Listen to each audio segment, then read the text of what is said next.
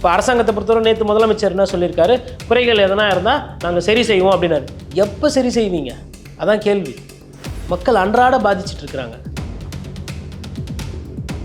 தனியாரை வந்து பொங்கல் தீபாவளி அப்போ 4000 ரூபாய் 5000 ரூபாய் டிக்கெட்டு போட்டு மக்களை சுரண்டுறாங்க வாங்குறாங்கன்னா அதில் இவ்வளோ வேகம் காட்டலை. சாதாரணமாக போகிற அன்றைக்கி 1000 ரூபானா பொங்கல் தீபாவளிக்கு 4000 ரூபாய். யார் வீட்டு காசு? நீங்கள் இந்த மாதிரி ஓட்டினீங்கன்னா உங்கள் வண்டியை ஜப்தி பண்ணுவோம், சீஸ் பண்ணுவோம் அப்படின்னு இவ்வளோ காட்டமாக நடந்தாங்களா? ஆனால் கிளாம்பாக்கத்துக்கு போகணுன்றது ஒன்று உறுதி இல்லைங்க, இப்படி தான் பண்ணுவோம். அப்போ கோயம்பேடுக்கு உங்களோட பிளான் என்ன?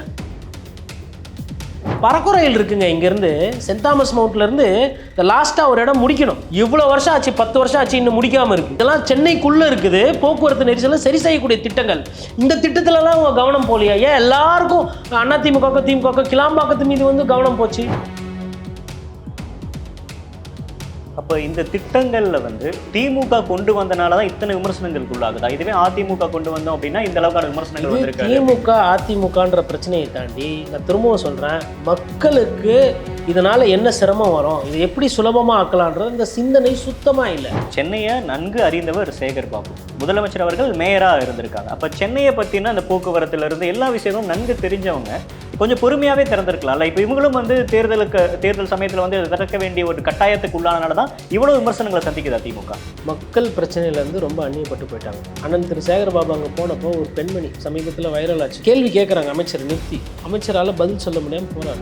அந்த பெண்மணிக்கும் அமைச்சருக்கும் எதனா வாய்க்கா தகராறு இருக்கா?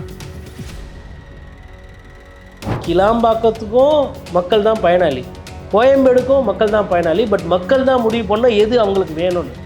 மக்களுக்கு தேவை தான் பஸ் ஸ்டாண்டுக்கு தேவை மக்கள் கிடையாது. அப்போ இவங்க யோசிக்கிறதே என்னன்னா, அரசாங்கம் எங்ககிட்ட இருக்குது, நாங்கள் நினைக்கிறது தான் சட்டம். இப்போ அரசாங்கத்தை பொறுத்தவரை நேற்று முதலமைச்சர் என்ன சொல்லியிருக்காரு, குறைகள் எதனா இருந்தால் நாங்கள் சரி செய்வோம் அப்படின்னாரு. எப்போ சரி செய்வீங்க? அதான் கேள்வி. மக்கள் அன்றாட பாதிச்சுட்டு இருக்கிறாங்க. அந்த போராட்டத்துக்கு பின்னாடி ஒரு அரசியல் சாயம் இருக்கு. ஒன்றும் கிடையாதுங்க. நான் பஸ்ஸு கொடுத்தா நான் பாட்டுன்னு போயிடுவேங்க. படுத்து தூங்கிட்டு போயிடுவேன், இல்லை நின்றுக்கிட்டு போயிடுவேன், இல்லை உட்காந்துட்டு போயிடுவேன். விடிகாத்தால என் ஊருக்கு போனேன். என் நோக்கம் அவ்வளோதான். அரசாங்கத்தோட சண்டை போடுவது ஒரு போக்குவரத்து பயணியோட வேலை கிடையாது. இதுக்கு பின்னாடி அரசியலும் இல்லை, சூட்சமும் இல்லை, சூழ்ச்சியும் இல்லை. நீங்கள் மக்களோட பிரச்சனை உங்களுக்கு புரியல. உங்களுக்குன்னும் போது எல்லாமே வசதியாக இருக்குது. முதலமைச்சர் போகணுமா, இப்படி போயிடுங்க, சீக்கிரமாக போயிடுங்க. சிக்னல்லாம் நிற்கணுமா, நிற்க வேணாம். ஆனால் சாமானிய மக்கள் பொதுமக்கள்னு வரும்போது ஊருக்கு வெளியில் போய் ஏறு, அங்கே போய் ஏறு, இங்கே போய் ஏறு. குப்பை வாடுறதா, குப்பை எடுப்பதா தனியார் கொடுத்துரு, நாய் பிடிக்கிறதா தனியார் கொடுத்துரு, எல்லாம் தனியார் கொடுத்துடணும். Call centre. நீங்கள் இப்போ ஒரு அவசரத்துக்கு எதுக்கோ ஒன்று ஃபோன் பண்ணுறீங்க, கம்ப்யூட்டர் கூட பேசணும். நான் யார்? பொதுமக்கள். ஓட்டு வந்து நான் நேரில் போய் போடணும். ஆனால் என்னோட பிரச்சனை எதனா இருந்தால் கம்ப்யூட்டர்கிட்ட பேசணும். எல்லாம் தனியார் மயம். தானே வந்து முதலமைச்சர் பதவி, கவர்னர் பதவி, சட்டமன்ற அதையும் தனியார் கொடுத்துருங்க, ஏழை விட்டுருங்க. எதுக்கு? அனைவருக்கும் வணக்கம். இன்றைய சிறப்பு நேர்காணலில் நம்மோடு இணைந்திருக்கிறார் மூத்த பத்திரிகையாளர் கோட்டீஸ்வரன் அவர்கள். வணக்கம். வணக்கம். கிளாம்பாக்கம் பேருந்து நிலையம் ஆரம்பிச்சதுலேருந்தே தொடர்ந்து சர்ச்சைகளை சந்திச்சிட்டு இருக்கு.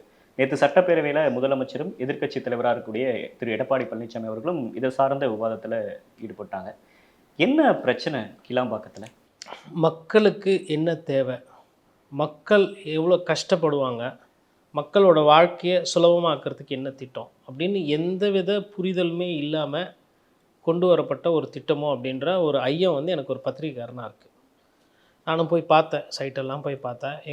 என்னோடய நண்பர்கள் நிறைய ரிப்போர்ட்டர்ஸ்லாம் போய் பார்க்குறாங்க. முதல்ல வந்து கிளாம்பாக்கம், அதாவது ஒரு 1,00,000 அடிக்கு வந்து சிமெண்ட்டு, ஸ்டீல் எல்லாம் போட்டு தரைத்தளம்லாம் போட்டு தயார் பண்ணியிருக்காங்க. அந்த இடத்துல வந்து பார்த்திங்கன்னா தண்ணி தேங்கக்கூடிய ஒரு இடம்.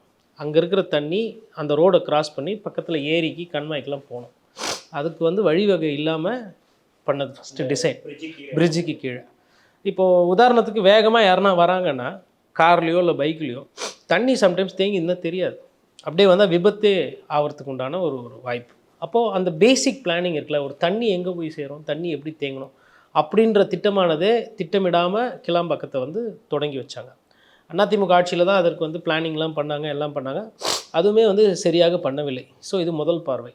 இரண்டாவது, ஒரு பஸ் ஸ்டாண்டுனா அந்த பஸ் ஸ்டாண்டுக்கு பக்கத்தில் இன்னொரு துணை பஸ் ஸ்டாண்டோ இல்லை ஒரு ரயில் நிலையமோ இருக்கணும். இல்லை அந்த ஆக்சஸ், அது அந்த இடத்துக்கு போகிறதுக்கு வேறு வகையான வழிவகைகள் எதனா இருக்கணும். ஒரு விமான போக்குவரத்தோ இல்லை வந்து அங்கே வந்து கால் டாக்ஸி போகிறது பக்கத்தில். அந்த மாதிரி எந்த விதமான இன்டர்மோடல் கனெக்டிவிட்டின்னு சொல்லுவாங்க. அந்த எந்த மற்ற மாவட்டங்களையும் அப்படிதான் இருக்கா? ஒரு பேருந்து நிலையம் பக்கத்துல ஒரு ரயில் நிலையம் அப்படி தொடர்புபடுத்தி தான் மேக்ஸிமம் இருக்கா? அதாவதுங்க இது வந்து என்னென்னா, நீங்கள் வந்து ஒரு பேருந்து நிலையத்தை வந்து இப்போ திருச்சியில் கூட ப்ரொப்போசல் வைக்கிறாங்க. அது வந்து பார்த்தீங்கன்னா ஒரு 4 கிலோமீட்டர் 5 கிலோமீட்டர் தள்ளி இருக்குன்னா பிரச்சனை கிடையாது. நீங்கள் ஒரு 15 கிலோமீட்டர் 20 கிலோமீட்டர் தள்ளி சிட்டிக்கு ரொம்ப அவுட்டராக கொண்டு போய் வைக்கும்போது வேறு சில பிரச்சனைகள் வரும். கிளாம்பாக்கத்தில் அங்கே வந்து பஸ் ஸ்டாண்டு வேணவே வேண்டாம், பஸ் ஸ்டாண்டே வரக்கூடாது அப்படின்றது கிடையாது பார்வை. பரந்தூர் விமான நிலையம் வரக்கூடாதுன்னா நம்ம வந்து ஒரு பத்திரிகையாளராகவோ இல்லை அங்கே இருக்கக்கூடிய மக்களோட அந்த பார்வை நமக்கு புரியுது. இது ஏன் வேணான்னு சொல்கிறாங்க. இப்போ கிளாம்பாக்கத்தை பொறுத்தவரையிலும் பார்த்தீங்கன்னா மக்கள் வந்து எங்களுக்கு எங்கள் வாழ்வாதாரம் பாதிக்கப்படுது, எங்கள் விவசாய நிலத்தை கையகப்படுத்துகிறாங்க, இது தேவையே இல்லை அப்படி யாருமே போராட்டம் பண்ணலை. மக்கள் வந்து இது நல்லது தானே அப்படின்ற மாதிரி தான் இருந்தாங்க. பட் இவங்க என்ன பிரச்சனை பண்ணிட்டாங்கன்னா கட்டாயப்படுத்துறது. இப்போது கிளாம்பாக்கத்தில் வந்து ஒரு நல்ல ஒரு பேருந்து நிலையம் பண்ணி கொஞ்சம் கொஞ்சமாக அதை வந்து நீங்கள் மக்கள்கிட்ட விட்டுருந்தீங்கன்னா, இப்போ தாம்பரத்தில் இருக்கவங்க இங்கே ஏறுறதை விட அங்கே போய் ஏறினா இன்னும் சுலபமாக இருக்குது, ட்ராவல் பண்ணுறது ஈஸியாக இருக்குது, அந்த பஸ் ஸ்டாண்டு நல்லா இருக்குது, சாப்பிட்றதுக்கு நல்ல உணவு விடுதி இருக்குது, கேன்டீன் இருக்குது, செங்கல்பட்டு ரொம்ப அருகியாக இருக்குது, அதில் வந்து ஏடிஎம் வசதி இருக்குது, தங்கி படுக்கலாம், சீக்கிரமாக போனால் கூட அங்கே கொஞ்சம் ரெஸ்ட் எடுத்துகிட்டு அதுக்கப்புறம் பஸ் ஏறலாம். இது வந்து நல்லா நவீனமயமாக இருக்குது. கோயம்பேடில் வந்து பாத்ரூம்லாம் சரி கிடையாது, குடிக்க தண்ணி இல்லை, மருத்துவ வசதி இருக்குது. இந்த மாதிரி எல்லாம் நீங்கள் விஷயத்தை பண்ணி கொடுத்தீங்கன்னா மக்களே நாளடைவில் கொஞ்சம் கொஞ்சமாக அதை நோக்கி பயணம் பண்ணிவிடும். இன்னொன்று அந்த இடம்லாம் வந்து பார்த்திங்கன்னா உங்களுக்கு வண்டலூர் தாண்டி இருக்கிற இடம்லாம் நல்லா வேகமாக டெவலப் ஆகுது. நீங்கள் கட்டிட்டு அதை விட்டுருந்தீங்கன்னாவே ஒரு 3-4 வருஷத்தில் அதுவே ஒரு முனையமாக மாறி இருக்கும். இப்போ எந்த இடத்துல அரசாங்கம் கட்டாயப்படுத்துகிறாங்க அப்படின்ற பாயிண்ட் இல்லைங்க, ஒரு கோயம்பேடு பஸ் ஸ்டாண்ட் அப்படின்றது வந்து கோயம்பேடு வந்து நகரத்தோட ஒரு முக்கிய புள்ளி இன்னைக்கு. அதாவது எப்படின்னா நீங்கள் கோயம்பேடு எதுவும் ஒரு பஸ் ஸ்டாண்டாக பார்க்கக்கூடாது. கோயம்பேடு என்பது 2 லட்சம் பேர் வந்து அங்கே வந்து ஒரு நாளைக்கு வந்து அந்த பஸ் வசதியை வந்து பயன்படுத்துகிறாங்க. ஒரு 5000 பஸ்ஸு வந்து போகுது. 2 லட்சம்ன்றது நான் சொல்கிறது கிட்டத்தட்ட சராசரி. இதே பொங்கல் தீபாவளிலாம் வருதுன்னு பார்த்தீங்கன்னா 10 லட்சம் 12 லட்சம் பேர் ஒரு நாளைக்கு பயணம் பண்ணுவாங்க கிட்டத்தட்ட. அதாவது அங்கேருந்து பக்கத்தில் போவாங்க, அதுக்கப்புறம் இன்னொரு பஸ்ஸை பிடிச்சி போவாங்க, அந்த மாதிரி போகிறது இருக்குது. அது கோயம்பேட்டில் இன்னொன்று பார்த்தீங்கன்னா பக்கத்தில் காய்கறி பழ சந்தைலாம் இருக்குது. இது தென்னிந்தியாவிலே ஒரு மிகப்பெரிய ஒரு சந்தை மார்க்கெட் அது. இப்போ அங்கேயுமே வந்து ஒரு நாளைக்கு பார்த்தீங்கன்னா கிட்டத்தட்ட வந்து ஒரு 1 லட்சம் பேர் வராங்க. 1 லட்சம் பேர் என்னென்னா ரீட்டைலர், அதாவது சாதாரணமாக சாமானிய மக்களும் போய் வாங்குறவங்க இருக்காங்க, சிறிய வியாபாரிகள், பெரிய வியாபாரிகள், அந்த மாதிரி வியாபாரம் பண்ணுறவங்க போய் இது பண்ணக்கூடியது. இப்போ ஒன்றும் இல்லை, இப்போ ஒரு பூ விற்கிறவங்க, பூ வாங்குறவங்க பார்த்தீங்கன்னா நிறைய பேர் வந்து இங்கே வந்துட்டு பூவை வாங்கிட்டு திருவள்ளூரில் எடுத்துகிட்டு போய் விற்பாங்க. இங்கே வந்து கொய்யாக்காய் வாங்கி எடுத்துகிட்டு போயிட்டு அரக்கோணம் அதை சுற்றி இடத்துல விற்பாங்க. அதேமாதிரி இங்கேருந்து பூ வாங்கிட்டு எடுத்துகிட்டு போயிட்டு காஞ்சிபுரத்தில் விற்கிறவங்க இருக்கிறாங்க, கீரை வாங்கிட்டு போயிட்டு வந்து செங்கல்பட்டில் விற்கிறவங்க இருக்கிறாங்க. இவங்கெல்லாம் வந்து அன்றாட வேலைக்கு வந்து கோயம்பேடு நம்பி இருக்கிறாங்க. அப்போ நீங்கள் என்ன பண்ணிட்டீங்கன்னா அந்த இன்டர் டிஸ்ட்ரிக்ட் பஸ்ஸையும் வந்து தூக்கி எடுத்துகிட்டு போய் கிளாம்பாக்கத்தில் வச்சிட்டிங்க. இப்போ நான் இங்கேருந்து வந்து எனக்கு விழுப்புரம் வந்து நான் போகணுன்றது விழுப்புரம் பக்கம் தான், சென்னையிலேருந்து விழுப்புரம் கம்பேரிட்டிவ்லி பக்கம். அப்போது செங்கல்பட்டுக்கு பஸ்ஸு நான் எடுக்கணும், இல்லை செங்கல்பட்டை தாண்டி இருக்கிற பஸ்ஸை நான் எடுக்கணும்னா கூட நான் வந்து கிளாம்பாக்கம் போனோம் அப்படின்னா இது வந்து மக்களை வந்து கஷ்டப்படுத்துகிற ஒரு வேலை. அதாவது கொஞ்சம் கூட ஒரு பஸ் ரூட் எப்படி போவோம், பஸ்ஸில் பயணிகள் எப்படி ஏறுவாங்க, எப்படி இறங்கணும், அவங்களுக்கு என்ன தேவை நீங்கள் யோசிச்சு பாருங்கள். இப்போ ஒரு அம்மா இருக்கிறாங்க, ஒரு 10 கிலோ பூவை வாங்குறாங்க. அந்த பூவை வாங்குறதுக்கு அவங்க கோயம்பேடு வரணும். இப்போ ஆனால் பஸ்ஸு வந்து கோயம்பேடுலேருந்து மற்ற மாவட்டத்துக்கு போகல. அவங்க என்ன பண்ணுவாங்க? இப்போ வந்து ஒருத்தர் பாண்டிச்சேரியில் இருக்கார், இல்லை ஒருத்தர் திருவண்ணாமலையில் இருக்கார், இல்லை இந்த சைடு வேலூருக்கு முன்னாடி இருக்கார். சென்னை கோயம்பேடில் வந்தால் ஒரு காய்கறியோ இல்லை ஒரு பழ வகையோ ஏதோ ஒன்று கிடைக்கும்னு வச்சுக்கோங்களேன். அவங்க வந்து வியாபாரம் பண்ணி பேசிட்டு போகிறதுக்கு கூட வருவாங்க. இப்போ அதுக்கு வந்து நீங்கள் கிளாம்பாக்கம் போனோன்னா கிளாம்பாக்கத்தில் போய் அவங்க என்ன பண்ண போகிறாங்க? கோயம்பேடை சுற்றி ஒரு சில விஷயங்கள் அவங்களுக்கு கிடைக்கும். அந்த விஷயம் கிளாம்பாக்கத்தில் இருக்கு. பயணம் சார்ந்த விஷயத்தை தவிர்த்து வியாபாரம் இருக்கு. இது வந்து ஏதோ கோயம்பேடு என்பது ஒருத்தர் வந்து அங்கே போயிட்டு பஸ் பிடிச்சிட்டு போகிறது வண்டி கிடையாது. பக்கத்தில் வியாபார ஸ்தலம் இருக்குது, உங்களுக்கு பழம் மார்க்கெட் இருக்குது, காய்கறி மார்க்கெட் இருக்குது, பூக்கடை இருக்குது. இப்போ இது சம்மந்தமான விஷயங்கள்லாம் இருக்குது கோயம்பேடில். அதே மாதிரி இப்போ கோயம்பேடு நீங்கள் வந்துட்டிங்கன்னா கோயம்பேடுலேருந்து உயர்நீதிமன்றம் போகிறது ஈஸி, கோயம்பேடுலேருந்து சட்டமன்றத்துக்கு போகிறதுக்கு செக்ரட்டரியேட் வர்றது ஈஸி. இப்போ அங்கேருந்து நீங்கள் 15 பஸ் ஏறினீங்கன்னா எல்லா பஸ்ஸும் பாரிஸ்க்கு வரும், எல்லா பஸ்ஸும் சென்ட்ரல் வரும். இப்போ சென்ட்ரலில் இருக்கிற பஸ்ஸு நீங்கள் பிடிச்சி சென்ட்ரல்லேருந்து கிளாம்பாக்கம் போனனாலுமே 2 மணி நேரம் ஆகிடும். அப்போ கிளாம்பாக்கம் வந்து இறங்கி அதுக்கப்புறம் நான் வந்து திருப்பி இன்னொன்று பாருங்கள், புரிதல் இல்லைன்றது நம்ம எதை வச்சு சொல்கிறோன்னா, இப்போ திருச்சியிலேருந்து ஒருத்தர் வரார், அங்கிட்டு இருந்து கிளாம்பாக்கம் வரலாம் வந்துடுவார். கிளாம்பாக்கத்தில் இறங்கி திருப்பி இன்னொரு பஸ் ஏறி அவர் வந்து மெட்ராஸ்குள்ளே வரணும், ஊருக்குள்ளே சிட்டிக்குள்ளே. அப்போது முன்னாடி வந்து ஒரே பஸ்ஸு ஒரே போக ஒரே டிக்கெட்டில் அந்த பஸ்ஸே தானாக வந்துக்கிட்டு இருந்தது. இப்போ விடிகாத்தால் வராரு ஒருத்தர், டிராஃபிக் இருக்காது, போக்குவரத்து இருக்காது, நெரிசல் இருக்காது. நம்ம காலையில் போனால் வேலை முடியும்னு சொல்லிட்டு அவர் மனசில் வச்சுருக்காரு. அவரை காலையில் கிளாம்பாக்கத்தில் இறக்கி விட்டு அங்கே வந்து ஒரு ஒரு 1/4 மணி நேரம் 1/2 மணி நேரம் பஸ்ஸுக்கு காக்க வச்சு அதுக்கப்புறம் அங்கே இன்னொரு பஸ்ஸை பிடிச்சி அதுக்கப்புறம் அவர் திருப்பி ஊருக்குள்ளே வந்து வியாபாரம் பண்ணுறதோ இல்லை அவருக்கு தேவைகளை பூர்த்தி செய்வது எப்படி இருக்குது, இல்லை ஒரே பஸ்ஸாக வர்றது எப்படி இருக்குது? அப்போ மக்கள்கிட்ட நீங்கள் அந்த சாய்ஸை கொடுத்துருக்கணும். நீங்கள் என்ன பண்ணுறீங்கன்னா திணிக்கிறீங்க. சரி, கவர்மெண்ட் பஸ்ஸு உங்களோட நிலைப்பாடு, நீங்கள் எடுத்துகிட்டு போயிட்டு கிளாம்பாக்கத்துலேருந்து ஆப்ரேட் பண்ணுறீங்க. தனியார் வந்து என்ன பண்ணியிருக்காங்க, நிறைய பேர் அவங்க கோயம்பேடை சுற்றி இடத்த வாடகைக்கு வச்சுருக்கிறாங்க, இல்லை அவங்களே அவங்க சொந்தமாக கட்டடம்லாம் வச்சுருக்கிறாங்க. அவங்க எதுக்கு பண்ணாங்கன்னா அவங்க வியாபாரம் பண்ணுறதுக்கு அங்கே பக்கத்தில் வாங்கி வச்சுருக்கிறாங்க. இப்போ அவங்கெல்லாம் வந்து என்ன சொல்கிறீங்க, நீங்கள் அவங்கள கோர்ட்டுக்கு போயிட்டு கோர்ட்டில் போராட்டம் பண்ணுற அளவுக்கு தள்ளி விட்டுட்டீங்க. இப்போ அவங்க மெட்ராஸ் ஹைகோர்ட்டில் போயிட்டு அவங்க ஒரு பெட்டிஷன் போட்டாங்க. கோர்ட் என்ன சொல்லுச்சுன்னா கொஞ்ச நாளைக்கு அலோவ் பண்ணுங்கள், சூரப்பேட்டை சுங்கவரியிலேருந்து ஏறிக்கிட்டோம், போரூர் சுங்கவரி பக்கத்துலேருந்து ஏறிக்கிட்டோம், அதேமாதிரி கோயம்பேடு அங்கே பக்கத்தில் இருக்கிற இடத்துல யாருக்கெல்லாம் இடம் இருக்கோ அங்கேருந்து அவங்க ஆப்ரேட் பண்ணிக்கிட்டோம். ஒரு 3 இடங்கன்னா வந்து அவங்க நிறுத்தி போகிறதுக்குன்னா உடனே அரசாங்கம் என்ன சொல்லும், இல்லை இல்லை அப்போ கிளாம்பாக்கம் வந்து வேஸ்ட் ஆகிடும்.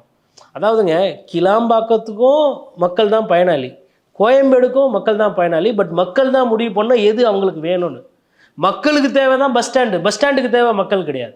அப்போ இவங்க யோசிக்கிறதே என்னன்னா, அரசாங்கம் எங்ககிட்ட இருக்குது, நாங்கள் நினைக்கிறது தான் சட்டம், நாங்கள் வைக்கிறது தான் திட்டம். 400 கோடி ரூபாய்க்கு திட்டம் போட்டிருக்கோம், மக்களுக்கான எல்லா விஷயங்களும் அதில் செஞ்சுருக்கோம். நம்ம பேருந்து நிலையம் திறந்தப்பே வந்து ஒரு ஏர்போர்ட் லெவலுக்கு ஒரு வசதி இருக்கு, எலிவேட்டர் எல்லாம் வச்சு பண்ணியிருக்கோம். அப்படின்றப்ப இதை வந்து மக்கள் புரிஞ்சுக்குவாங்க தானே. அதற்கான தேவைகள் காலம் அப்படின்றது கொடுக்காம இருந்திருக்கலாம்ல. இந்த மாதிரி ஒரு ஓப்பன் பண்ணியிருக்கோம், மக்கள்லாம் போய் இது பண்ணிக்கோங்க அப்படின்னு அரசாங்கம் நினைக்கிறதுல தவறு ஒன்றும் இல்லையே. இல்லை, அரசாங்கம் நினைச்சது தப்பு கிடையாது, அரசாங்கத்தோட திட்டமிடுதலில் பிரச்சனை கிடையாது. ஆனால் அது செயல் வடிவத்துக்கு கொண்டு வந்து அதை செயலாக்கம் பண்ணும்போது தான் பிரச்சனை வருது. நம்ம என்ன சொல்கிறோன்னா, இப்போ செங்கல்பட்டில் இருக்கிறவங்க, தாம்பரத்தில் இருக்கவங்க, பெருங்குளத்தில் இருக்கவங்க அங்கே போய் ஏறிக்கிட்டோம், ஒன்றும் பிரச்சனை இல்லை. காஞ்சிபுரத்துலேருந்து அந்த பக்கம் வரவங்க அவங்களுக்கு பக்கம் போய்கிட்டோம், ஸ்ரீபெரும்புத்தூர்லேருந்து வரவங்களுக்கு அது பக்கமாக அங்கே போய்கிட்டோம். கோயம்பேடு இப்போ வண்ணாரப்பேட்டையில் ஒருத்தர் இருக்கிறாரு, இல்லை இந்த சைடு திருவத்தூரில் இருக்கிறாரு, அவர் எதுக்கு கிளாம்பாக்கம் போய் அங்கேருந்து திருப்பி ஏறி மறுபடியும் ரூட் மாதிரி போகணும்? எவ்வளவு தாமதம்! ஒரு என்னதான் இருந்தாலும் ஒரு எஸ்சிடிசி, அதாவது ஸ்டேட் எக்ஸ்பிரஸ் டிரான்ஸ்போர்ட் போகிற வேகத்துக்கும் எம்டிசி பஸ் போகிற வேகத்துக்கும் வித்தியாசம் இருக்குது. எம்டிசி பஸ் பார்த்திங்கன்னா ஒரு 50-60 ஸ்பீடு மீட்டருக்கு மேலே போகாது, அது km/h. இதில் போக்குவரத்து நெரிசல் வேறு. இப்போ நான் வந்து காலையில் ஆரம்பிக்கிறேன், 3 மணிக்கு கிளம்பணும், கோயம்பேடு போனால் அங்கே விடிகாத்தால் ஒரு பஸ்ஸை பிடிச்சி போயிட்டே இருப்பேன். நான் இங்கேருந்து ஆரம்பித்து நான் கிளாம்பாக்கம் எப்போ போகிறது, கிளாம்பாக்கத்தில் போய் திருப்பி ஒரு வண்டியை விட்டு நீங்கள் இறங்கி ஏறினீங்கனாலுமே 20 நிமிஷம் விரயமாயிடும். இந்த பஸ்ஸு கிடைக்குமான்னு தெரியாது. இன்னொன்று, கோயம்பேடுன்னும் போது பக்கத்தில் மெட்ரோ ரயில் இருக்குது, இங்கேருந்து அப்படியே ஏறினீங்கன்னா மெட்ரோ, இந்த சைடு வந்தீங்கன்னா எம்டிசி பஸ் இருக்குது, அந்த சைடு போனீங்கன்னா காய்கறி சந்தை, பூ வியாபாரம் இருக்குது, எதிரில் லாட்ஜெலாம் இருக்குது, தங்க கொள்ளை. கிளாம்பாக்கத்தில் ஒருத்தர் வராரு, அவர் எங்கே போய் தங்குவார்?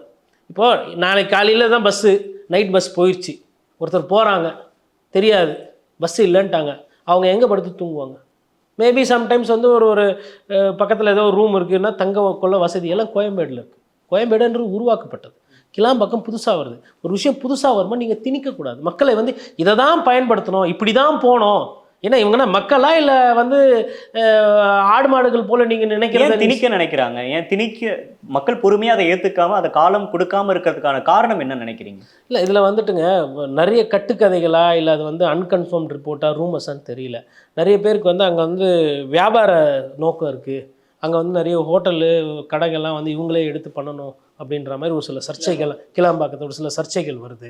அதுக்கப்புறம் என்ன சொல்கிறாங்கன்னா வந்து இந்த ஓம்னி பஸ்ஸு ஆளுங்க கிட்ட வந்து வியாபார ரீதியாக வந்து இவங்க பேசிக்கிட்டு இருக்கிறாங்க அப்படின்ற மாதிரி. இதெல்லாமே வந்து ஒரு கன்ஃபார்ம்டு ரிப்போர்ட்ஸ் கிடையாது, இதெல்லாமே ரூமர். இது வந்து உண்மையா இல்லை இது வந்து பொய்யான்றது எனக்கு தெரியாது. அதனால தான் அதை இது வந்து பொய்யா கூட இருக்கலாம். ஆனால் இந்த மாதிரி வதந்திகள் வருது. இப்போ அரசாங்கத்தை பொறுத்தவரை நேற்று முதலமைச்சர் என்ன சொல்லியிருக்காரு, குறைகள் எதனா இருந்தால் நாங்கள் சரி செய்வோம் அப்படின்னாரு. எப்போ சரி செய்வீங்க? அதான் கேள்வி. மக்கள் அன்றாட பாதிச்சுட்டு இருக்கிறாங்க. அதாவது சனிக்கிழமை, போன சனிக்கிழமை என்ன பிரச்சனை, பஸ்ஸுக்கு போனவங்களுக்கு பஸ்ஸு டைமுக்கு வரலன்னு சொல்லிட்டு ரோட்டில் வந்து உட்காந்துட்டாங்க.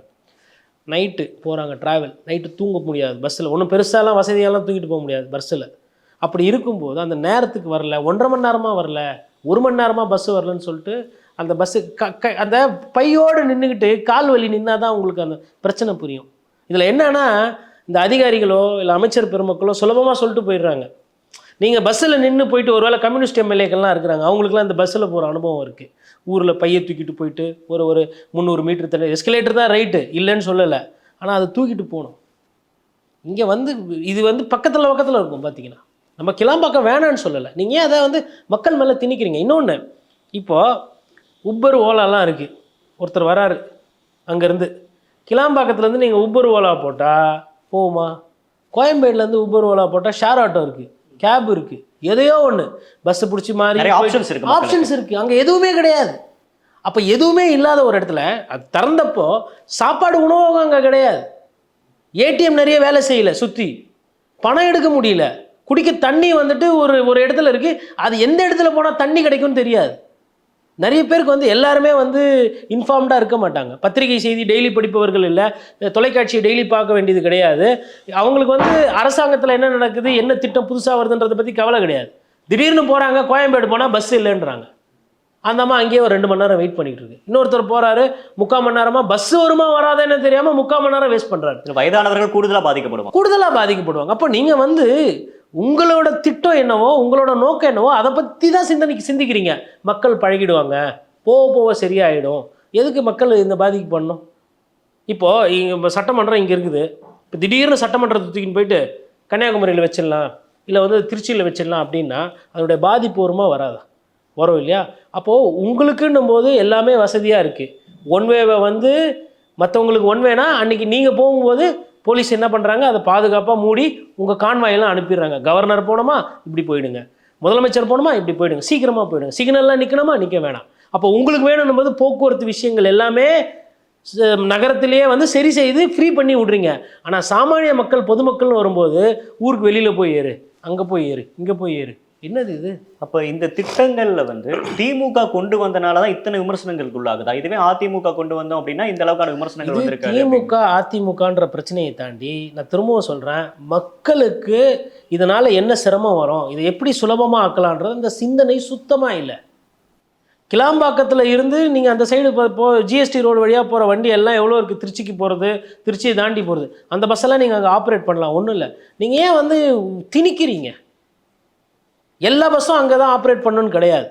முதல்ல வந்து ஒரு 50 பஸ்ஸை ஆப்ரேட் பண்ணுங்கள், அங்கே வரவங்களுக்கு சலுகை கொடுங்க. ஒரு 20% வந்து இங்கே கிளாம்பாக்கத்துலேருந்து நீங்கள் ஏறிங்கன்னா விலை கம்மி, அந்த மாதிரி ஒரு சலுகையை கொடுங்க. ஒரு சில நல்ல பஸ்ஸை அங்கேருந்து ஆப்ரேட் பண்ணுங்கள், ஏசி பஸ்ஸு, வால்வோ பஸ், அந்த மாதிரி பஸ்ஸை பண்ணுங்கள். சாதாரண சாமானிய மக்கள் யூஸ் பண்ணக்கூடிய விளிம்பு நிலையில் இருக்கவங்க கூட யூஸ் பண்ணுற வேண்டிய அந்த விஷயங்களை நீங்கள் ஏன் பறிக்கிறீங்க? கோயம்பேடு டு கிளாம்பாக்கன்றது ஏதோ வந்து 5 நிமிஷம் விவகாரம் கிடையாது. கிட்டத்தட்ட பீக் ஹவரில் நீங்கள் ட்ராவல் பண்ணிங்கன்னா 1.5 மணி நேரம் 2 மணி நேரம் ஆகும். ஓவர் 2 மணி நேரம், திருப்பி வரும்போது 2 மணி நேரம், 4 மணி நேரம் திருப்பி கிடைக்குமா இந்த 4 மணி நேரம்? இது இல்லாமல் எனக்கு உடல் பிரச்சனை. இப்போது என் வீடு வந்து இப்போ டி நகரில் இருக்குது, இல்லை என்னோடய வீடு வந்து அந்த சைடு மதுரை வாயிலில் இருக்குது. கோயம்பேடுலேருந்து இறங்கினா எனக்கு வந்து எங்கள் வீடு வந்து 10 நிமிஷம். பஸ்ஸு பிடிச்சி போவேன், ட்ரெயினில் போவேன், ஆட்டோவில் போவேன், இல்லை என் அண்ணன் தம்பிக்காக இருக்குன்னா ஃபோனை பண்ணி பைக்கில் போவேன். கிளாம்பாக்கத்தில் எந்த உறவினருக்கு நான் ஃபோனை பண்ணி கூப்பிட முடியும்? யார் இருக்கிறா? யாரும் வரக்கூடிய தூரத்தில் இருக்கும், வரக்கூடிய தூரத்தில் இல்லை. அப்புறம் நீங்கள் கிளாம்பாக்கத்தில் கட்டுங்க, பெருங்குளத்தூரில் இருக்கவங்க பயன்படட்டும், வண்டலூரில் இருக்கவங்க பயன்பட்டோம், மகேந்திரா சிட்டியில் இருக்கவங்க போவாங்க, காட்டாங்குளத்தில் இருக்கவங்க போவாங்க, அதெல்லாம் பிரச்சனை கிடையாது. வட சென்னையில் இருக்கிறவங்க போகணும், மத்திய சென்னையில் இருக்கிறவங்க போகணும், அந்த சைடு பூந்தமல்லிக்கு நெருக்கமாக இருக்கிறவங்களும் போகணும், எல்லாரும் போனோன்னா அப்போ கோயம்பேடு இவ்வளோ பணம் போட்டு, இவ்வளோ பொருளாதாரம் போட்டு, இவ்வளோ உழைப்பு போட்டு இந்த கட்டமைப்பை உருவாக்குனீங்களே, அந்த கட்டமைப்பு தண்டமாக போகுது. அதற்கு என்ன பதில்? இப்போ 2002 தான் நம்மளுக்கு கோயம்பேடு வந்து உருவாக்கியிருக்கும். அதுக்கு முன்னாடி நம்ம வந்து பாரிஸ் கார்னரில் தான் பஸ் எல்லாம் ஏறிட்டு இருந்தோம். அப்போ அந்த பாரிஸ் கார்னரில் இருந்தப்ப அங்கே வண்ணாரப்பேட்டை வடசென்னை மக்களுக்கு அது பக்கம், கோயம்பேடு மாற்றினதுக்கப்புறம் அவங்களுக்கு தூரம். அப்போ நம்மலாம் கேள்வி கேட்டோமான்னு ஒரு பார்வை வருது. இல்லை, அப்போவுமே கேள்வி வந்தது. பட் கோயம்பேடை பொறுத்தவரை என்னன்னா, அந்த கொத்தவால் சாடியோட அந்த கடை அங்கே போச்சு. கோயம்பேடு பஸ் ஸ்டாப் ஒண்டி போகல, பிராட்வேல இருந்த பஸ் ஸ்டாப் ஒண்டி போல, கொத்தவால் சாவடியும் போச்சு. அப்போ இது ரெண்டும் சேர்ந்து போகும்போது என்னென்னா, முதல்ல வந்து வியாபாரிகள் வந்து அட்ஜஸ்ட் ஆகிட்டாங்க. ஓகே ரைட்டு, கோயம்பேடில் போய் நம்ம பொருளை எடுத்துக்கலாம் அப்படின்ற மாதிரி. அதே மாதிரி பார்த்திங்கன்னா அங்கே பின்னாடி வானகரம் மீன் மார்க்கெட் இப்போ வந்திருக்குது. அதாவது இது எல்லாமே வந்து தானாக அமையிறது. அதை வந்து யாரும் நம்ம எதுவும் சொல்ல போகிறது கிடையாது. இப்போ இங்கே என்ன புரிதல்னா, கோயம்பேடு வந்தப்போ இந்த மாதிரி பிரச்சனைகள்லாம் வந்தது, ஆனால் கிளாம்பாக்கம் அளவுக்கு சர்ச்சை வரவில்லை. காரணம் என்னென்னா, கோயம்பேடுக்கும் இதுக்கும் பார்த்திங்கன்னா நீங்கள் வந்து டிராஃபிக் இல்லாமல் விடிகாத்தால் நீங்கள் ட்ராவல் பண்ணிங்கன்னா 15 to 18 நிமிஷத்தில் நீங்கள் வந்துடலாம் கோயம்பேடுலேருந்து பாரிஸ்க்கு. அதே மாதிரி நீங்கள் வட சென்னையிலேருந்து எங்கே இருந்தாலும் சரி, நீங்கள் வந்து அதிகபட்சம் ஒரு தண்டையார்பேட்டை வண்ணாரப்பேட்டையில் இருக்கிறீங்க, இல்லை இந்த சைடு கீழ்ப்பாக்கம் பொருசாக்கம் இருக்கிறீங்கன்னா 15 நிமிஷம் 20 நிமிஷத்தில் போயிடலாம். வண்ணாரப்பேட்டை ஒரு 30 நிமிஷத்தில் போயிடலாம். கிளாம்பாக்கம் அப்படி போக முடியுமா? இன்னொன்று பஸ்ஸு வசதி, ஃப்ரீக்வன்சி ஜாஸ்தி. நீங்கள் எவ்ரி 3 நிமிஷத்துக்கு ஒரு வாட்டி, இல்லை ஒரு 5 நிமிஷத்துக்கு ஒரு வாட்டி சென்ட்ரல்லேருந்து எல்லா பஸ்ஸும் கோயம்பேடு போகும். ஒரே ரோடு, பூந்தமல்லி ரோடு பெரியார் சாலையில் பிடிச்சிங்கன்னா எல்லா பஸ்ஸும் ஸ்ட்ரைட்டாக கோயம்பேடு தான் போகும். பிரச்சனை கிடையாது. அப்போ இந்த ஃப்ரீக்வன்சி வந்து இப்போ சிட்டியிலேருந்து கிளாம்பாக்கம் போகிறதுக்கு கம்மியாக இருக்குன்னு சொல்ல வரீங்களா? ஃப்ரீக்வன்சி கம்மி, தொலைவு ஜாஸ்தி. மக்களோட வசதிக்கு ஏற்ற மாதிரி தாங்க பண்ணணும். நீங்கள் கட்டிட்டீங்க, கட்டி அதை விடுங்க. கொஞ்சம் பஸ்ஸை அங்கே வந்து ஆப்ரேட் பண்ணுங்கள், ஒன்றும் பிரச்சனை கிடையாது. எல்லா பஸ்ஸையும் அங்கே மாற்றணும், தனியாரும் அங்கேருந்து தான் போகணும் அப்படின்னு நீங்கள் அதை திணிக்கும் போது தான் பாதிக்கப்படுறது மக்கள். சரி, நம்ம வந்து இதோட மக்களோட குரல் வந்து ஒலிக்கப்படுறதே கிடையாது. அமைச்சர் திரும்ப திரும்ப அதே தான் சொல்கிறாங்க, 2 அமைச்சருங்களுமே. இல்லை, அவங்க சொல்கிறாங்கல்ல, நைட் என் கூட வாங்க, யாரோ ஒரு ஏடிஎம்கே இருக்கக்கூடிய எம்எல்ஏ வாங்க, நான் சுற்றி காமிக்கிறேன். கிட்டத்தட்ட 4 போராட்டம் நடந்திருக்குது. ஒரு போராட்டம் இல்லை, 2 போராட்டம், 4 தடவை போராட்டம் நடந்திருக்குது கிளாம்பாக்கத்தில். பயணிகள் பயணம் பண்ணுறது அவங்களுக்கு வந்து நோக்கம் வந்து போராட்டம் பண்ணுறது கிடையாது. அவங்க பாதிக்கப்படுறதுனால தான் அங்கே புலம்புறாங்க. அந்த போராட்டத்துக்கு பின்னாடி ஒரு அரசியல் சாயம் இருக்கு. ஒன்றும் கிடையாதுங்க. நான் பஸ்ஸு கொடுத்தா நான் பாட்டுன்னு போயிடுவேங்க, படுத்து தூங்கிட்டு போயிடுவேன், இல்லை நின்றுக்கிட்டு போயிடுவேன், இல்லை உட்காந்துட்டு போயிடுவேன். விடிகாத்தால என் ஊருக்கு போனேன். என் நோக்கம் அவ்வளோதான். அரசாங்கத்தோட சண்டை போடுவது ஒரு போக்குவரத்து பயணியோட வேலை கிடையாது. இதுக்கு பின்னாடி அரசியலும் இல்லை, சூட்சமும் இல்லை, சூழ்ச்சியும் இல்லை. அது கடினமாக இருக்குது, அவ்வளோதான். நீங்கள் மக்களோட பிரச்சனை உங்களுக்கு புரியல. அதிமுக காலத்தில் கொண்டு வந்தாங்க, ரைட்டு. அப்போவே வந்து இந்த தண்ணி பிரச்சனையிலேருந்து உள்ள வண்டி போகிறதுலேருந்து திரும்புறதுலேருந்தெல்லாம் பிரச்சனை இருந்தது. சரி, அது சின்ன பிரச்சனை, ஒன்றும் இல்லை. அங்கே வந்து சர்வீஸ் லைனில் போகிறது வந்து இந்த ரூட் ஆப்போசிட் இருந்ததுன்னு சொல்லிட்டு அங்கே பள்ளிக்கூடம் ஒன்று பாதிக்கப்பட்டது. அந்த பள்ளிக்கூடத்தில் இருக்கிற தாய்மார்கள், அந்த மாணவர்களோட அப்பா அம்மாலாம் வந்து சாலை மறியல் பண்ணாங்க. அவங்களுக்கு பயம். குட்டி குட்டி குழந்தைங்களை எடுத்துகிட்டு போகும்போது பெரிய பெரிய பஸ்ஸு ஆப்போசிட் டைரெக்ஷனில் வரும்போது பயம். இவங்களும் தவறான ரூட்டில் போகிறாங்க, அவங்களும் வந்து பஸ்ஸு வருது எதிரில். இப்போ இதெல்லாம் யோசிக்கணும். ஒரு அரசாங்கம் என்பது ஒரு பள்ளிக்கூடம் பக்கத்தில் இருக்குன்னா அந்த பள்ளிக்கூடத்துக்கு பாதிப்பு வருமா, இல்லை பஸ் அதுக்கு மாற்றி விடணுமா, அந்த பள்ளிக்கூட நிர்வாகத்துக்கு கூட பேசணும். இது போராட்டம் பண்ணதுக்கப்புறம் போயிட்டு காவல்துறையை வச்சு அங்கே பேசுறது கிடையாது. ஒரு விஷயத்தை செய்யறதுக்கு முன்னாடி ஆராயப்பட வேண்டிய விஷயம். இந்த மாதிரி என்னால் சின்ன சின்னதுலேருந்து ஆரம்பித்து பெரிய பெரிய விஷயம் சொல்ல முடியும். இப்போ கூட ஒன்றும் இல்லை, மக்கள்கிட்ட வந்துட்டு கொஞ்சம் ஒரு 20% பஸ்ஸிலேருந்து ஆரம்பிங்க, இல்லை ஒரு 40% பஸ்லேருந்து ஆரம்பிங்க. தாம்பரத்துலேருந்து கோயம்பேடு வர வேணாம், தாம்பரத்துலேருந்து நான் அங்கே போனால் எனக்கு வசதின்னு சொல்லிட்டு போகிறவங்க இருப்பாங்க. பேருந்து கட்டணத்தை குறைங்க, அங்கே இன்னும் சலுகைகள் கொடுங்க. இப்போ கிளாம்பாக்கத்துலேருந்து ஏறினா அவுட்டர் ஃப்ரீயாக போகுதுப்பா, அந்த மாதிரி ஒரு விஷயத்தை கொண்டு வரும். இப்போ இந்த இடத்துல ஒரு கேள்வி வருது, என்ன அப்படின்னா, சென்னையை நன்கு அறிந்தவர் சேகர் பாபு, முதலமைச்சர் அவர்கள் மேயராக இருந்திருக்காங்க. அப்போ சென்னையை பற்றினா அந்த போக்குவரத்துலேருந்து எல்லா விஷயங்களும் நன்கு தெரிஞ்சவங்க. இப்போ 2019 ஏடிஎம்கே அடிக்கல் நாட்டுறாங்க அப்படின்னா, இப்போ இதில் ஒரு சில குறைகள் இருந்திருக்கு அப்படின்னா, அந்த குறைகளை நீக்கி கொஞ்சம் பொறுமையாகவே திறந்திருக்கலாம்ல. இப்போ இவங்களும் வந்து தேர்தல் சமயத்தில் வந்து திறக்க வேண்டிய ஒரு கட்டாயத்துக்கு உள்ளானனால தான் இவ்வளோ விமர்சனங்களை சந்திக்குதா திமுக? மக்கள் பிரச்சனையிலேருந்து ரொம்ப அந்நியப்பட்டு போயிட்டாங்க. அண்ணன் திரு சேகர் பாபு அங்கே போனப்போ ஒரு பெண்மணி சமீபத்தில் வைரல் ஆச்சு. கேள்வி கேட்குறாங்க அமைச்சரை நிறுத்தி, அமைச்சரால் பதில் சொல்ல முடியாமல் போகிறாரு. அந்த பெண்மணிக்கும் அமைச்சருக்கும் எதனா வாய்க்கா தகராறு இருக்கா, இல்லை வேறு அவங்க முன்ன பின்ன சந்திச்சிருப்பாங்களா? பாதிப்பு, அந்த பாதிப்பினுடைய வழியில் நம்ம கேள்வி கேட்குறோம். இதெல்லாம் வந்து எடுத்துக்காட்டு. அப்போ அங்கே யோசிக்கணும், அடடே நம்ம ஏதோ தப்பு செய்கிறோம்.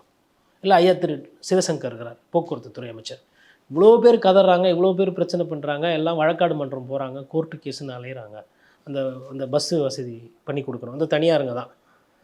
தனியாருன்றதுனால தனியாரை வந்து பொங்கல் தீபாவளி அப்போ 4000 ரூபாய் 5000 ரூபாய் டிக்கெட்டு போட்டு மக்களை சுரண்டுறாங்க வாங்குறாங்கன்னா அதில் இவ்வளோ வேகம் காட்டலை. நம்ம செய்தி போட்டிருப்போம், விமானத்துக்கு நிகராக காசு வாங்குறாங்கன்னு சொல்லிட்டு. ஒவ்வொரு பொங்கலுக்கும், ஒவ்வொரு தீபாவளிக்கும், ஒவ்வொரு ஆயுத பூஜைக்கும் மக்கள் வயிற்றுல அடிச்சு இந்த தனியார் ஆம்னி பஸ்ஸுங்க வந்து அதிக காசு வாங்கினாங்க. சாதாரணமாக போகிற அன்றைக்கி 1000 ரூபானா பொங்கல் தீபாவளிக்கு 4000 ரூபாய். யார் வீட்டு காசு? அன்னைக்கு இந்த அரசாங்கம் இதே கோவத்தோட நீங்கள் இந்த மாதிரி ஓட்டினீங்கன்னா உங்கள் வண்டியை ஜப்தி பண்ணுவோம், சீஸ் பண்ணுவோம் அப்படின்னு இவ்வளோ காட்டமாக நடந்தாங்களா? இல்லை, ப்ரெஸ் மீட் கொடுக்குறதோட நிறுத்திச்சு. நாங்கள் வண்டி மீது நடவடிக்கை எடுப்போம், நாங்கள் வந்து அவங்கள தேவைப்பட்ட டிஆர்ஓக்கு சொல்லிட்டோம், கலெக்டர்கிட்ட சொல்லிட்டோம், எஸ்பி ஆஃபீஸில் சொல்லிட்டோம், டிரான்ஸ்போர்ட் கமிஷனருக்குலாம் உத்தரவு கொடுத்துட்டோம். எதுவாக இருந்தாலும் புகார் தெரிவிங்க, எதுவாக இருந்தாலும் நடவடிக்கை எடுக்க முடியும். எல்லாம் அதிமுக காலத்தில் இதே பஜனை, இதே பிரச்சனை, இப்போவும் இதே பிரச்சனை, இதே பேசு பொருள் தான் திமுக ஆட்சிலையும். இதுக்கெல்லாம் வந்து கோபம் வரல, இதுக்கெல்லாம் உடனே வீரியமாக பண்ணல, இதுக்கெல்லாம் வந்து கோர்ட்டில் வந்து பதில் சொல்லலை, அதிலெல்லாம் வந்து அப்படியே கம்முன்னு இருந்தீங்களே. ஆனால் கிளாம்பாக்கத்துக்கு போகணுன்றது ஒன்றி உறுதி இல்லைங்க, இப்படி தான் பண்ணுவோம். அப்போ இது வந்து மக்களுக்கு தேவைப்படுற விஷயத்தில் நீங்கள் முனைப்பு காட்டல, ஆனால் கிளாம்பாக்கத்துக்கு எல்லாரும் மாற்றணும் அப்படின்றதுல முனைப்பு காட்டுறீங்க. அப்போ கோயம்பேடுக்கு உங்களோட பிளான் என்ன? ஃபஸ்ட்டு. ரெண்டாவது, கிளாம்பாக்கத்தை மக்கள் விருப்பம் இல்லாமல் இவ்வளவு ப்ரொமோட் பண்ண வேண்டிய விஷயம். என்னோட வார்த்தையை நல்லா கவனிக்கணும். கிளாம்பாக்கம் வேணான்னு நான் சொல்லலை, கிளாம்பாக்கம் வேணும். ஆனால் ஏன் நிர்பந்தம் பண்ணுறீங்க, ஏன் கட்டாயப்படுத்துறீங்க? ஒரு பொருள் உண்மையிலே நல்லா இருந்ததுன்னா ஆட்டோமேட்டிக்காக மக்கள் போகிறாங்க. கொடுத்துட்டீங்கல்ல, கட்டிட்டீங்கல்ல, leave it to the public பார்த்துக்கிட்டோம். பறக்கும் ரயில் இருக்குங்க இங்கேருந்து சென்ட் தாமஸ் மவுண்ட்லேருந்து இந்த லாஸ்ட்டாக ஒரு இடம் முடிக்கணும். இவ்வளோ வருஷம் ஆச்சு, 10 வருஷம் ஆச்சு, இன்னும் முடிக்காமல் இருக்குது. மதுரவாயில் பறக்கும் திட்டம். மதுரவாயில் பக்கம் அதே மாதிரி பறக்கும் ஒரு போக்குவரத்து இருக்குது. மதுரவாயில் சென்னை போர்ட்லேருந்து அது இவ்வளோ நாள் ஆச்சு, அது நிற்கவே இல்லை. அப்போ இதெல்லாம் தேவை. இதெல்லாம் சென்னைக்குள்ளே இருக்குது. போக்குவரத்து நெரிசலை சரி செய்யக்கூடிய திட்டங்கள். இந்த திட்டத்திலலாம் உங்கள் கவனம் போலியா? ஏன் எல்லாருக்கும் அதிமுக திமுக கிளாம்பாக்கத்து மீது வந்து கவனம் போச்சு? ஒரு ஆஸ்பத்திரி கட்டுறீங்கன்னு வச்சுக்கோங்களேன், மருத்துவமனை. அதிமுக ஆட்சியில் அதிக மருத்துவமனை கட்டினாங்க, திமுக ஆட்சியிலையும் கட்டுறாங்க, கட்டிக்கிட்டு இருக்கிறாங்க. மருத்துவமனை கட்டுறதுக்கு அரசாங்கம் தயாராக இருக்கும். ஆனால் ஆளுங்களை எடுங்கன்னா அதுக்கு போராட்டம் பண்ணும். நல்ல வேளை அமைச்சர் மா சுப்பிரமணியன் அவர்கள் வந்து இந்த செவிலியர்கள் கரோனா காலத்தில் வேலை செஞ்சவங்களுக்கு கிட்டத்தட்ட ஒரு 900 பேருக்கும் 700 சில்லற பேருக்கும் வந்து இப்போ பணி நிரந்தரம் கொடுத்துருக்காங்க. இன்னும் ஒரு 1400 பேர் ஏதோ இருக்குது, அவங்களுக்கும் உத்தரவாதம் சொல்லியிருக்காங்க. இன்னும் ஒரு 2.5 வருஷம் இருக்குது, வேகன்சி வர வர நாங்கள் எடுத்துருவோம். கரோனாவில் வேலை செஞ்ச நர்ஸுங்களுக்கு எல்லாருக்குமே வந்து நாங்கள் வந்து கண்டிப்பாக வேலை கொடுப்போன்னு ஒரு உத்தரவாதம் கொடுத்துருக்குறேன். பட் இங்கே என்னன்னா, இதில் புரிஞ்சிக்க வேண்டியது, மருத்துவமனை கட்டணும், கல்லூரி கட்டணும், பஸ் ஸ்டாண்டு கட்டணும், இல்லை கட்டடம் கட்டணும்னா அரசாங்கம் தயாராக இருக்குது. வேலைக்கு ஆளை எடுக்கணும்னா அரசாங்கம் தயாராக இல்லை. அப்போ நான் எப்படி புரிஞ்சுக்கிறேன்னா, தனியார் கட்டுமானத்தை வைத்து நீங்கள் கட்டும்போது உங்களுக்கு மேபி எதனா கிடைக்கலாம், டெண்டர் விடலாம், இல்லை உங்களுக்கு தெரிஞ்சவங்களோ சொந்தக்காரங்களோ அவங்களே கட்டிட வேலையை எடுத்து செய்யலாம். அப்போ அதுக்கு நீங்கள் முக்கியத்துவம் கொடுக்குறீங்க. ஒரு சம்பளம் கொடுக்கணும், ஒரு தொழிலாளியை வேலைக்கு எடுக்கணும் அப்படின்னா அதை நீங்கள் பண்ண மாட்டீங்க. அரசாங்கமே இதில் எப்படி தான் இருக்காங்களா? ஆமாம், அதில் என்ன மாற்று கருத்தே இல்லையே. அதாவதுங்க, கம்யூனிஸ்ட் கட்சியை தவிர்த்து தொழிலாளிங்க எண்ணிக்கை கூட்டுன்றதுல யாருமே இல்லையே. குப்பை வாடுறதா, குப்பை எடுப்பதா தனியார் கொடுத்துரு, நாய் பிடிக்கிறதா தனியார் கொடுத்துரு, எல்லாம் தனியார் கொடுத்துடணும். ஆனால் மேயர் பதவி ஒண்டி ஆட்சி வச்சுக்கணும், கவுன்சிலர் பதவி வந்து கட்சிக்காரர்கள் வச்சுக்கணும், சாலை போடுறதா தனியார் கொடுத்துரு, எல்லாம் தனியார் கொடுத்துடணும். கால் சென்ட்ரு, நீங்கள் இப்போ ஒரு ஒரு ஒரு அவசரத்துக்கு எதுக்கோ ஒன்று ஃபோன் பண்ணுறீங்க அப்படின்னா 100 கார்பரேஷன், அதில் கூட கால் சென்டர் வந்துச்சு. எண் 1 அமுக்குவோம், 9 அமுக்குவோம், 10 அமுக்குவோம், வீடு பற்றினே எரியுது, ஏதோ பிரச்சனை இல்லை, பாம்பு பூந்துச்சு. அப்போ வந்து ஃபாரஸ்ட் டிபார்ட்மெண்ட்டுக்கு போகிறீங்கன்னா கூட இன்னும் அதெல்லாம் இன்னும் இது மாற்றலை. எல்லாமே இந்த சிஸ்டம். கம்ப்யூட்டர் கூட பேசணும் நான், யார் பொதுமக்கள் ஓட்டு வந்து நான் நேரில் போய் போடணும். ஆனால் என்னோட பிரச்சனை எதனா இருந்தால் கம்ப்யூட்டர்கிட்ட பேசணும். எல்லாம் தனியார் மயம், எல்லாம் தனியார் மயம் தானே. வந்து முதலமைச்சர் பதவி, கவர்னர் பதவி, சட்டமன்ற அதையும் தனியார் கொடுத்துருங்க, ஏழை விட்டுருங்க. எதுக்கு சார் இந்த ஒரு விவகாரத்தில் முழுக்க கிளாம்பாக்கம் ஒரு வந்து சொதப்பிட்டாங்க, ரொம்ப வந்து வேகமாக பண்ணனால தான் திமுக வந்து தன்னோட ஸ்டிக்கரை ஒட்டிக்கிறதுக்காக இந்த பிரச்சனையை வந்து நிறைய திட்டமிடாமல் பண்ணிட்டாங்க அப்படின்னு ஏடிஎம்கே ஒரு பக்கம் கிளைம் பண்ணுறாங்கல்ல, இந்த ஒரு அணுகுமுறையை எப்படி பார்க்குறீங்க? ஏடிஎம்கே வந்துட்டுங்க, கிளாம்பாக்கம் பிரச்சனை வந்து அவங்களுக்கு புரியல.